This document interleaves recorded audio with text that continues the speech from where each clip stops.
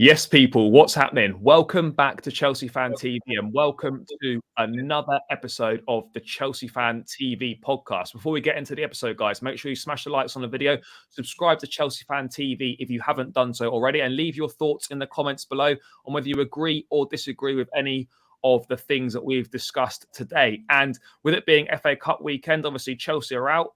No game this weekend for Graham Potter's side. So it's a time to rest, get some work done on the training pitch before we face Fulham next Friday night. But with the transfer window closing in a few days' time, there's still plenty of business to be done. And one deal that has been done is Malo Gusto of Lyon. Last night, Chelsea agreeing a 30 million euros fee for the right back, 19 years of age. French under 21 international, currently in London today to do his medical and complete his deal with Chelsea. Lewis, how pleased are you, mate, that we've obviously managed to secure one of Europe's most talented right backs, up and coming, and for a relatively small fee as well? For me, I think it's a great move for us. Like, I know we wanted this sorted in January, but it's not really that big of an issue if we don't do it. If we had top four within touching distance or something, I would believe that we should get him in right now, and that should be a priority. But next season's the priority. That's what Bowley said. That's what a lot of sources have been telling us since Potter's taken over. And this is another step in the right direction. Malo Gusto is the perfect replacement for Reece James. We've sorted out our right-hand side. Our left side is already sorted. We don't have to worry about the fullback situation anymore. I think for the next 4 months, you could go by with Reece James, Trevor Chalobah as a potential backup, or maybe Aspi for the odd game or two. But yeah, we're fine for next season, and that puts us in a very good position. So I couldn't complain. I really couldn't. Yeah, no, I'm really impressed with how we've managed to do it. Because as I said, Gusto widely regarded as one of Europe's most up and coming right backs, one of the best young players in Europe, and the fact that we've been able to get him for 30 million euros, which in this market, in this day and age, that's nothing to pay for someone that has got such a high potential. Is going to be at this club for at least the next 5+ years, and it's going to play a lot of minutes. So I'm really impressed with how we've actually managed to get such a good deal from Gusto. I don't know how many years he had left on his contract or anything, whether that made a difference or not. But as you say, 6 months or less now, really, of him back at Lyon, and it's two major bits of business already sorted for the summer with Nkunku coming and with Malo Gusto coming as well. They can be here from day one of pre-season, and they should be able to hit the ground running next season. And that right-hand side is locked in, as is the left-hand side. And you sort of, just whilst we're on the kind of defence and stuff, you look throw it forward to next season. I know we've still got games this season and whatnot, but you can't help but not be excited. You look at it and you think, right-hand side, Gusto and James, centre half, Silva, Fofana, Chalobah, Colwell, Koulibaly, Badiashile, Cucurella, Chilwell. I mean, you look at those defensive options for next season, you're like, it's exciting, isn't it? It's like you can see a squad starting to take place that is looking very different from the previous years, which is a must. Mm-hmm. We're strengthening in multiple areas, and we've still got areas to go. With how we've handled January, I'm very confident that we'll conclude all of our business in the summer. Our attack is already taking shape. Our defense is already taking shape. It's just the midfield and in goal that needs to be sorted, and I have no reason to think that we can't do that in the summer. So I'm very excited for next season. With or without European football. Without European football might even work to our advantage. So next season, you could be seeing us compete on all 4 fronts, or maybe 3 fronts. But I think we're going to have a much more optimistic viewpoint on next season. I think we're going to be in a much better position, and it'll feel like the Chelsea of old again. Yeah, no, I think so as well. I mean, to be honest, like on that European football point, whilst obviously as fans, we always want European football and stuff, I actually think it could be better for us to have nothing and just play once a week in the league, do the domestic cups. And, it's a chance to really sort of get a team together, much like, Arsenal have done kind of this season. I know they're playing Europa League, but, or are they playing? No, they are playing Europa League. Yeah. But it's not as, there's more of a chance to focus on the league. Last time we didn't play any European football, we won the league. I'm not saying they're going to win the league next season, but I think actually 1 year out of Europe could really do us some good in the long run for sure. But exactly. Let's talk about the position then. Obviously, that everything's been dealt with this window so far, bar central midfield. Obviously, talks of Enzo Fernandez. I think that's done unless there's some sort of deadline day madness lined up by Bowley. I can't see Enzo arriving. Even if, to us, mate, I'd even take a pre-agreement for him to join in the summer at this point, if that could be done, but I think it's highly unlikely. Let's look ahead to Moises Caicedo then. Brighton, 21-year-old Ecuadorian midfielder. Some developments, obviously, yesterday, or a lot of developments. Firstly, Arsenal bidding £60 million that was rejected. Then we have Caicedo's statement that he put out on his socials last night, saying, he's hopes the fans can understand why he's leaving. It's going to be a record fee for Brighton. And then subsequently, doesn't look like he's going anywhere. And then he's not been at training today for Brighton. He's not involved in their FA Cup clash with Liverpool this weekend. And he's been told to stay away from the club until the 1st of February, once the window's closed.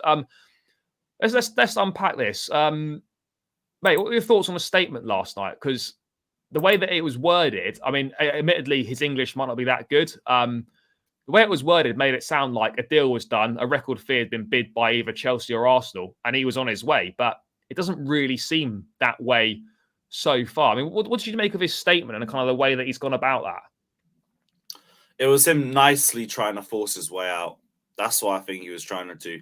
He didn't say that. He tried to hint that a bid was already placed, but what I think he was really trying to do was try and say that, like, I can offer you guys a club record fee for a player if you lot let me go now. I think this is just a bit of tactics from his new agency that he's signed up for. But I don't know if it's going to work for him. I don't know if he's going to get what he wants. And I think it's just going to leave him in a very bad light with the Brighton fans, because I get going from 3K a week to about 100K a week and all of that. I totally understand it.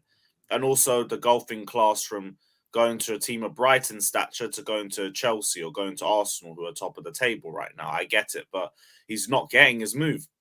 Brighton have been clear. They don't want to sell him till the summer. The price tag that they put him up for isn't their genuine valuation of him. It's just them trying to price Arsenal and Chelsea out. He's better off just waiting till the summer. Trust in your abilities. Keep playing at the level you're playing. You'll get your move in the summer, but I don't think he's going to move now. No, I don't think so either. Obviously, I think the fact that he's with new agents or under a new agency, they're probably looking at this as an opportunity to make a quick bit of money, get him a big move. But as you say, there's no rush for him to leave in January. He's still going to be highly sought after in the summer. It's not like he has to move now, otherwise he's not going to get a big move in his career. He's 21. He's going to have opportunities to get a big move. You'd only have to wait a few months. But I don't know. I just look at it and I think, from a Chelsea perspective, yes, Caicedo would be a great signing for us. We need him. We need that kind of profile of midfield player. But for the money being talked about, we need to stay well clear. I mean, we've got to remember, this guy is probably a plan B for Chelsea. So, do we kind of take stock, sit back and be like, right, we're not going to pay this money for him. We'll try again in the summer, or we'll look at other options. Rice, Enzo Fernandez again in the summer. Maybe some other names that haven't really come out yet. And it's kind of a tricky balance to find. Mate, do you think that Chelsea will go back in with another bid before deadline day? Not necessarily at the £90 million, because no one will bid for that. But do you think they could maybe go 65, possibly 70, including add-ons? Do you think there's one more bid left in this for us? Nah, I think we're wasting our time personally. Brighton just don't want to sell. They've lost too much over the last 6 months. Lost their scouting system, player of the season, lost their manager, and they're still 7th. So, yeah, I don't blame them for just digging their heels in and saying, no, we're done. We've let go of enough. We're not letting go of any more. It is what it is. We won't get Caicedo this window. We could get him in the summer. That would make a lot more sense.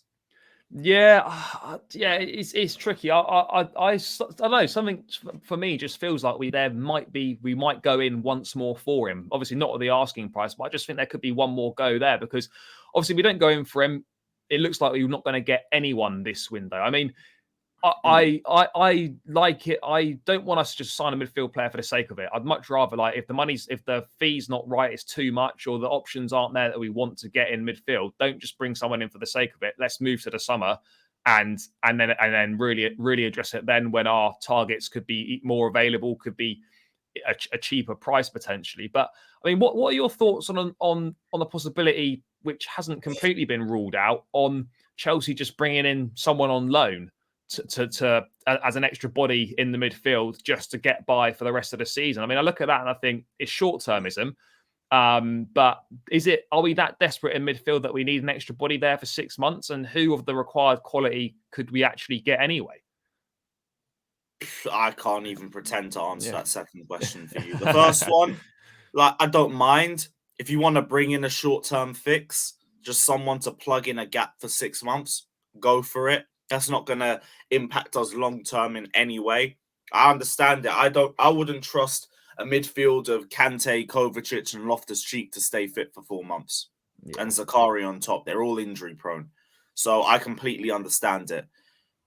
Up to them, really. If they bring in someone on loan, I genuinely couldn't care less who they bring in. Couldn't care less. But it might work well to fill in the gap.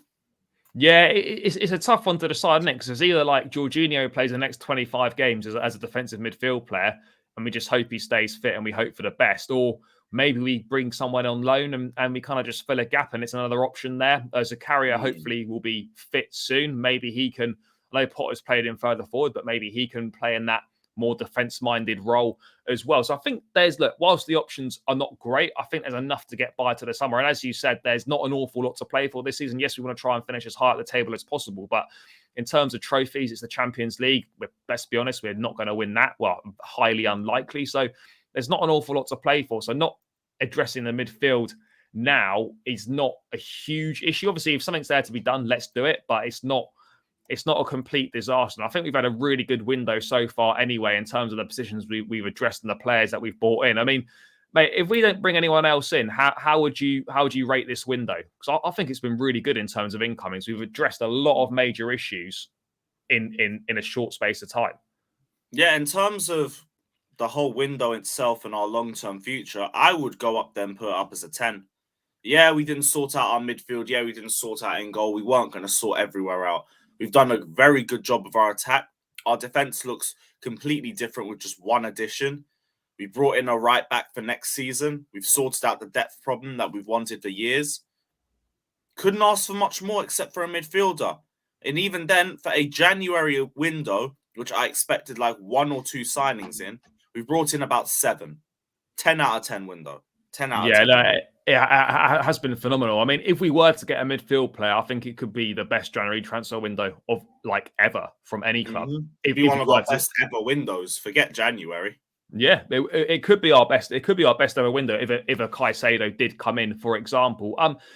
Let's move on to outgoings then. I mean, surprisingly, I saw a thing on Twitter last night that actually, if Chelsea sell a player this window, i.e., for example, a Conor Gallagher for pure profit, we'd actually be in profit this window, which is mad when you think about all the money we've spent on the players that have come in. If we were to sell a homegrown player, a Gallagher or a Loftus-Cheek, we'd be in profit for this window, which kind of makes a mockery of what rival fans are saying. Which would be ridiculous. But I mean, let's talk about outgoings, because obviously a lot of players have come in. I think the summer's going to be far more focused on outgoings and a much needed squad clear out. But there's still a few players that could potentially move on before the window closes. Let's start with Hakim Ziyech. Obviously, at a very good World Cup, he's started quite a few games for Chelsea recently, and he's done reasonably well. But it's clear that he doesn't want to be at the club, and he's not part of the plans for the future. There's been talks with Roma of him potentially going there. £17.5 million Chelsea want. Obviously, Roma would be interested if they can shift Zaniolo off their books. If an offer came in of around that money, would you be happy to see Ziyech go this month? I would rather we kept him, in all honesty, till the end of the season, because he's been in very good form. And I think if he continues this, he either raises his price tag or he becomes a part of Graham Potter's plans. Like, I think the next 6 months could be very big to Ziyech's Chelsea career, because if Potter can get a consistent tune out of him, he'll feel a lot happier and he'll feel more of a reason to stay. Plus, he'll be justifying his position in the team. If not, I still think we could sell him in the summer. And I would be fine with that in the summer as opposed to now. We've got like 12 injuries still in the squad to try and come back from. So, yeah, I don't mind him going in January, but I would rather he go in the summer, personally. I mean, look, let's be fair, he has done reasonably well. But once everyone gets back fit again, which is not a million miles away in those attacking positions, how feasible do you think it is for him to actually feature that much? Because when you look at it, you're going to have Sterling and Madueke on that right hand side. You've got Felix that could play there. You're going to have Felix that could play on the left. You've got Mudryk. You've got Pulisic. Havertz could potentially play on one of those sides if needed. Mount could also play there if necessary. I mean, there's a lot of competition for places there once everyone's fit. I mean, on that right-hand side where he generally tends to play, is he really going to get many opportunities ahead of Sterling and Madueke? Do you think how often do you think he could feature, once everyone's fit again? Because you look at it and you wouldn't think that much, but I guess you just never know. All depends on performances for me. Like if Ziyech keeps playing at this level, he won't deserve to be getting benched for anybody, even if Sterling comes back or if Madueke's good enough to start or anything. Like the performances we've seen are good enough for Ziyech to start. There would be no reason to bench him. If he drops off in form, obviously competitive nature will mean other players take positions. But as it stands, Ziyech is basically undroppable. He's been our best attacker the last 2 games. So there'd be no reason for him to be on the bench. Yeah, I mean, do you think £20 million for Ziyech is about fair? I think whenever we signed him, I think we got him for about between sort of 30, 35 million, roughly around that figure. Would you think, I was not at the best time at Chelsea, do you think £20 million is about fair for what we can get for him? Low-key, it's a bargain. Yeah. It's quietly a bargain for him because I do think if you play him in the right position, you can build the entire team around him. Now, I know we've said that for players before in the past, but Ziyech literally can control a game and has an unbelievable passing range on him. He's just a bit one-dimensional because he can only do it on his left side. But if you build the team around the Ziyech is the perfect playmaker for you to play around. So I think it's a quiet bargain personally, but see how he plays for us till the end of the season. Yeah, no, for sure. I think it's clear that he probably will be moved on in the summer regardless. Another couple of players that are attracting interest this window is Conor Gallagher and Ruben Loftus-Cheek. Now, obviously interest from the likes of Newcastle and Crystal Palace, whether it's on loan or a permanent transfer. Let's start with Gallagher. Obviously, he's featured a few times this season. He started the last couple of games against Palace and Liverpool, where I actually think he's been all right. Yes, decision-making's been poor in the final third particularly, but he's not been awful by any accounts. I thought he was pretty good against Palace at Stamford Bridge. Chelsea think they could probably get around 30, 40 million pounds for him. He's going to be one of those players that Chelsea can definitely get half decent money for. Where do you stand on Gallagher in terms of his future at Chelsea? Obviously, I wouldn't mind if he stayed as a squad player, but I don't think he's good enough or has shown the potential that he could be kind of a regular starter for us. I mean, if an offer came in for Gallagher this window or in the summer, would you be happy to see him move on? I wouldn't be too fussed, really. It would all just depend on the amount. I think might be a decent player in there somewhere, but he's just been way too disappointing for me this season. If we could get 35, 40 mil, sell him. I think it would be better for both sides. And yeah, I don't really have too much to say on him, but yeah, you might as well just let him go. What have you made of him this season, just briefly? Because obviously he's had a few opportunities under Graham Potter. He's shown glimpses here and there. Has he underwhelmed for you? Have you expected a lot more from him? A little bit, yeah. It just feels like Mount, but with a bit less experience. Yeah. I'd like to see him slow down his game a little bit, but yeah, he hasn't really jumped. He hasn't really pulled me off my seat or anything. Maybe the Palace winner was nice, but that's about it. That's about it. Yeah, no, I think there's more there. I do agree with you. There probably is a player there somewhere, but I'm not sure whether he's good enough to feature on a regular or even semi-regular basis for Chelsea once those new midfield signings come in. But let's kind of wait and see. But I think one guy I probably agree on that doesn't really have a future here beyond this season is Loftus-Cheek.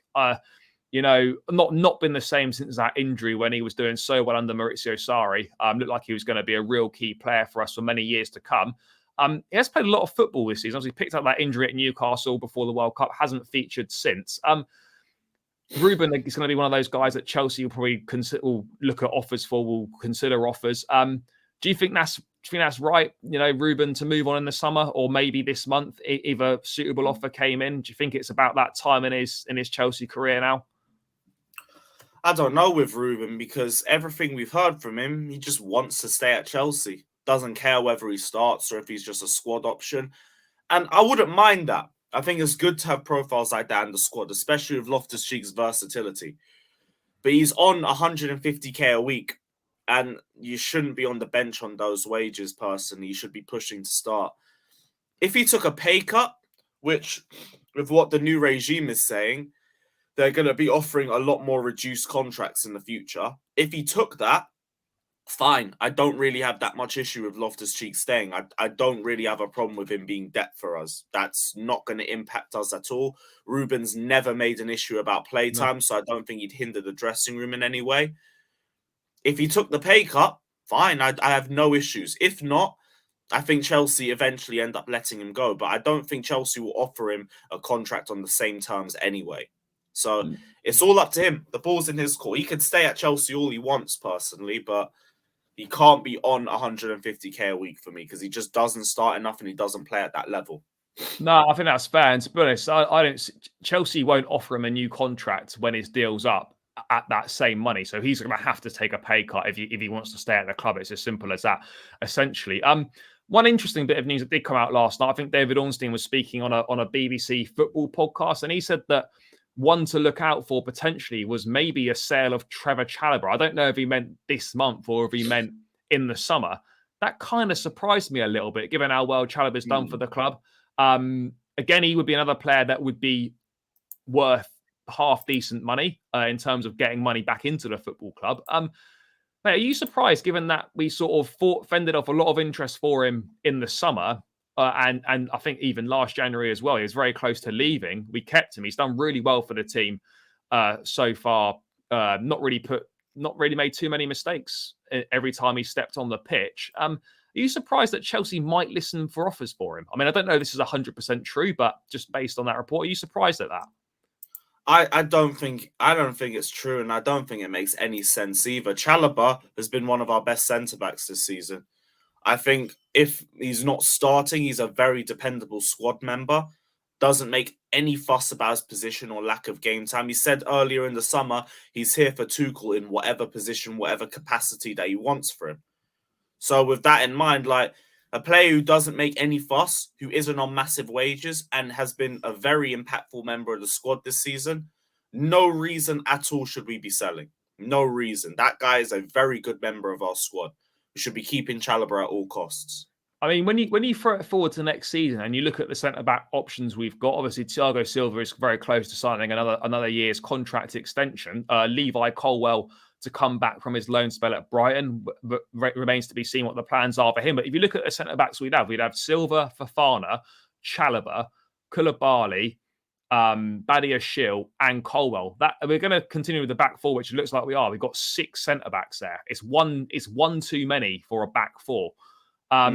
Do you worry about his play time potentially next season? I suppose you look at it and you think, well, surely it's going to be Colwill or Chalobah that's going to have to potentially bite the bullet and go in terms of like freeing up a centre back spot, or just, you know, because there'll be too many? Or do you think actually we could end up keeping them both and it's more likely maybe Koulibaly moves on in the summer? I think if anybody does go, it is probably Koulibaly. He's on too much wages to be on the bench. And I wanted him as a number 2, but Chalobah was pushing him out. Now Badiashile's here and he's even pushing Chalobah out. Koulibaly's number 4. So it doesn't look good for him. I think for Koulibaly, it's a shame. I would have given him a bit more time, but we've gone back to survival of the fittest mode. And he ain't good enough to be starting. So you might as well just let him go. Might as well let him go back to Italy. Do you think the club would seriously consider offers for him if they came in the summer? Given the fact that he would have only been here for a year, I think we all had high expectations of him. It's not quite happened. Even if he turns himself around and plays pretty well in the second half of the season, do you still see a need for him actually in the squad, even if he plays reasonably well, given the other names that we've actually got here? Depends if he turns it around or not. If he does, then cool. Right now, he hasn't deserved a start before Badiashile came into the squad. We were talking about benching him for Chalobah. So, yeah, I don't know. I think he has a lot that he needs to do from now till the end of the season. Personally, think it's a bit done by now based on what I've already seen. But he could easily turn heads and change minds. It is still his first season. If he shows that he has adapted and he's a lot more quicker in terms of his decision making and on the ball, then I don't see any reason why not. Yeah, no, it's for sure. I mean, it's definitely it's going to be an interesting one to monitor. I just wanted to round out, mate, with one on Mason Mount. He obviously always divides opinion, but Fabrizio Romano was saying on his podcast, I think today or in the latest episode of that podcast, that there's actually a serious chances that Mason Mount leaves Chelsea for Liverpool this summer. Liverpool is seriously interested in him, and there's huge opportunity for him to potentially go. What are your thoughts on that? I mean, we know that Mount hasn't played well this season, doesn't deserve to be in the team, but I personally don't think him. I mean, I wouldn't be happy if he left Chelsea and went to Liverpool. Let's put it that way. Where do you stand on this? I don't know, because his fans are so infuriating. I'm getting to a point where I wouldn't mind just to see the look on their faces. But in terms of Mount, my stance has been the same. Sign whatever contract's on the table or leave, because I don't think he deserves to get 200k a week. I don't think he's playing at that form, and he's in the worst form of his life to be asking for that position. Like, if he was serious, he'd take a pay cut with a 1-year extension. I've been saying that, but he's not, so it sounds a lot more money orientated. And to me, if you're not playing at the level, you shouldn't even be starting, let alone thinking of a new contract. So let it run down, because if it goes to summer, he will leave. If he goes to Liverpool, it is what it is. It's not a De Bruyne or a Salah situation. People love to say that. De Bruyne had under 5 starts for Chelsea. Yeah. Mo Salah had about 10 starts for Chelsea. Mount is on 124 and counting. It's completely different. He has had 4 seasons. If his form has deteriorated since then, that's his fault. Simply put. Do you think that he actually might want to leave Chelsea, considering kind of like he'll be fully aware of all the kind of the criticism he comes in for on social media, the way that he kind of divides opinion? I think we go most weeks. You probably go a bit more often than I do. You know, the match going fans from what I can see are still very much supportive of him in terms of, you know, chanting his name and things like that. Obviously, frustrated. Favourites though. Yeah. Like, with Mount, they'll cheer him off, they'll clap him off. When it's Jorginho, they'll boo him off. Yeah, I get what you're saying, but I think there's still support for Mount from within the club, from within the fan base. But I mean, do you think that maybe he potentially is considering his future, that it might not be a dead cert that he does extend his contract? Maybe. It would make more sense because he seems so money orientated right now. I wouldn't be too surprised. Really wouldn't. But I couldn't care less if he left, to be honest. Like, he's not playing well. He's meant to be one of our most impactful players. He's one of the players that's holding us back the most. I could single-handedly look at him and say, you're the reason why our attack doesn't work, because you constantly kill attacks. So be a fan favourite all you want. If you don't apply yourself on the pitch, I couldn't care less whether you stay or leave. Same energy out. Yeah, no, it's going to be interesting to see what happens. I still feel that personally he will sign a new contract. Whether whatever the money is, it depends what the money is. I'm not really sure, but from my opinion, he definitely deserves a pay rise. He's on 75k a week. He definitely deserves an increase on that for sure, given what he's done over the last couple of years. 120, 140. I wouldn't say a word. So I'd be like, whatever. Yeah, I think that's cool. Very briefly, mate, how pleased are you to see that I don't know if you saw it last night, but I came across it, that the Chelsea, the way they're trying to sort out the wage bill at the moment, in terms of like, if Chelsea don't have Champions League football next season, or just in general, then the wages will drop. There'll be like a wage drop based on that. Do you think it's good that we're bringing in kind of performance related wage bonuses and stuff like that? Maybe we do need to drop out of the Champions League, because it would be better for us in the long run with that, instead of giving massive contracts to players who don't really deserve it. I think that's a great move personally. And yeah, more power to the club for going to that decision. All for it, completely all for it. Yeah, we need to kind of move on from that kind of player power thing, when now we're just getting new contracts, long-term contracts, lower base wage, heavily incentivized on performances on the team doing well. And I think that's a much better way of doing it. You get paid a certain amount of money, and then how you perform and how the team performs then gives you the ability to earn more money. I think it's the right way to go about things. But yeah, seems like a good point to round out this episode. A lot of topics covered. Let's wait and see what happens in the next couple of days in the transfer market, whether a midfield player does or doesn't come in. As always, guys, smash the likes on the video, subscribe to Chelsea Fan TV, leave your thoughts in the comments below, and we'll catch you in another episode soon.